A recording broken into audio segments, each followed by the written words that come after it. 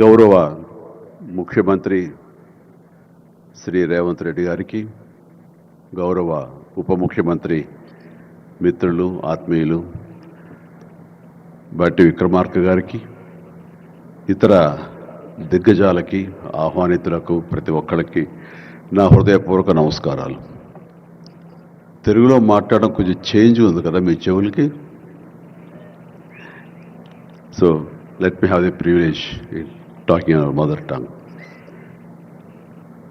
ఇక్కడ మీ అందరికీ అనిపించవచ్చు, ఇక్కడ ఉన్నటువంటి ఆహ్వానితుల్లో చీఫ్ గెస్ట్ ఒక్కొక్కళ్ళు ఒక్కొక్క రంగానికి సంబంధించిన వాళ్ళు, ఫైనాన్స్ రంగానికి సంబంధించిన వాళ్ళు, అలాగే మాజీ గవర్నర్ ఆర్బీఐ సుబ్బారావు గారు, అలాగే ఇతర ఫైనాన్స్ వ్యక్తులు, అలాగే ఆటోమొబైల్ దిగ్గజం మహేందర్ గారు, ఇంతమంది ఉండగా వీళ్ళల్లో చిరంజీవి ఏమిటి సినిమావాడు అనే భావం మీకు ఉండొచ్చు.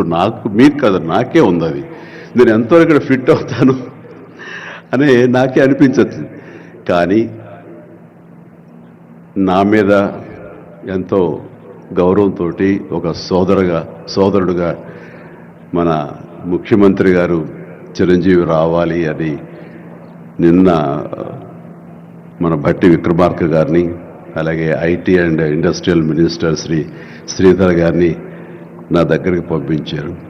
సరిగ్గా వాళ్ళు వచ్చే సమయానికి ఏ పొజిషన్లో నాకు తెలుసా అండి, ఎవరో అమ్మాయితో డ్యాన్స్ వేస్తూ ఉన్నాను. చాలా ఇబ్బంది అనిపించింది అన్నపూర్ణ స్టూడియోలో. సో ఆ సమయంలో వాళ్ళిద్దరు కూర్చోబెట్టి షూటింగ్ ఆపేయండి అని చెప్పి వారి ఇచ్చిన తర్వాత అంత ఆప్యాయంగా నన్ను ఆహ్వానిస్తుంటే, ఇంత గొప్ప సభకి, ఇలాంటి ఒక గొప్ప గ్లోబల్ సమ్మిట్కి, తెలంగాణ రైజింగ్ అంటూ ఒక గొప్ప ఇనిషియేషన్కి 2047 ఇది ఎట్లా ఉండాలి అనే ఆ ఊహ తన బ్రెయిన్ చైల్డ్ అయినటువంటి మన ముఖ్యమంత్రి గారు ఆహ్వానిస్తే అది చాలా ప్రివిలేజ్డ్గా ఫీల్ అయ్యాను, ఎంతో గౌరవంగా ఫీల్ అయ్యాను, ఎంతో ఆనందంగా ఉన్నాను. అందరూ మీ అందరితో పాటు ఈరోజు ఇక్కడ నేను పార్టిసిపేట్ చేయడం అనేది నాకు దక్కిన గొప్ప అవకాశం, గొప్ప అదృష్టంగా నేను భావిస్తున్నాను. అయితే ఇక్కడ కేవలం చిరంజీవికి మాత్రమే ఇచ్చారు, అందుకే చిరంజీవిని ఆహ్వానించి అక్కడ కూర్చోబెట్టారు అని నేను అనుకోవటం లేదు.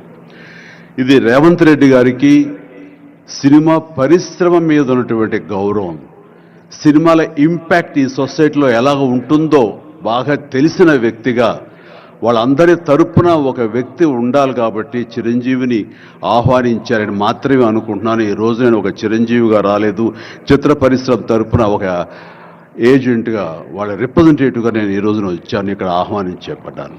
కాబట్టి దానికి ప్రత్యేకించి పరిశ్రమ తరపున శ్రీ రేవంత్ రెడ్డి గారికి మనస్ఫూర్తిగా నా హృదయపూర్వక ధన్యవాదాలు తెలియజేస్తున్నాను. సార్, మీకు గుర్తుంటే మీరు ప్రభుత్వం ఏర్పాటు చేసిన కొత్తల్లో మొదటి వారంలోనే ఎప్పుడో నేను మిమ్మల్ని అభినందించడానికి నేను వచ్చినప్పుడు మీరు నాతో అన్న మొట్టమొదటి మాట, ఈ హైదరాబాద్ని ఫిలిం హబ్గా చేయాలి.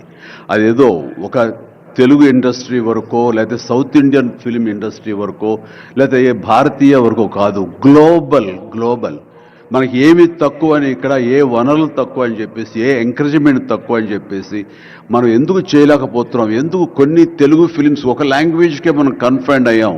కాబట్టి నా ఉద్దేశంలో ఇది గ్లోబల్గా అన్ని రకాల ఇండస్ట్రీస్, ఇతర లాంగ్వేజ్ నుంచి సినిమా వాళ్ళు ఇక్కడ రావాలి, ఇక్కడ షూటింగ్ చేసుకోవాలి, అది నా ధ్యేయం అని అన్నప్పుడు చాలా ధైర్యంగా మాట్లాడుతున్నారు. చాలా అది నిజం కుదురుతుందా? ఎక్కడి నుంచో ఇతర దేశాల నుంచి వచ్చి ఇక్కడ షూటింగ్ చేయటం అన్నది, నేను టూరిజం మినిస్టర్గా ఉన్నప్పుడు ఫిలిం టూరిజంగా ఇక్కడ ఎంతమంది ఆహ్వానించడానికి ఎంతో శ్రమ పడ్డాం, ఎంతో కష్టించాం. కానీ ఇక్కడ ఉన్నటువంటి అట్మాస్ఫియర్ కానీ ఎంకరేజ్మెంట్ కానీ ఆయా గవర్నమెంట్లు అంత లేకుండా ఉండటంతో అది అంత పూర్తిగా సఫలీకృతం కాలేకపోయాం. ఆ ఉద్దేశంతో నేను ఎంతో కొంచెం స్కెప్టికల్గానే ఉన్నాను. ఎంతవరకు కుదురుతుంది, ఈయన డ్రీమ్ సక్సెస్ చేయగలరా అని అనుకుంటూ, మీరు ఏమైనా చేయండి, మీ గైడెన్స్ ఇవ్వండి, మీరు ఏం చెప్తే దాన్ని ఫాలో అవడానికి మేమందరం రెడీగా ఉన్నామని ఒక మాట ఇచ్చి మాత్రం అన్నాను. కానీ విత్ ఇన్ నో టైం ఇంత పెద్ద ఎత్తున ఈయన అన్ని రకాల సెక్టార్స్ వాళ్ళని ఇన్వైట్ చేసి గ్లోబల్గా అందరినీ వెల్కమ్ చేసి ఈ రోజున అందులో ఒక పార్ట్గా సినిమాలను కూడా ఆయన వెల్కమ్ చేసి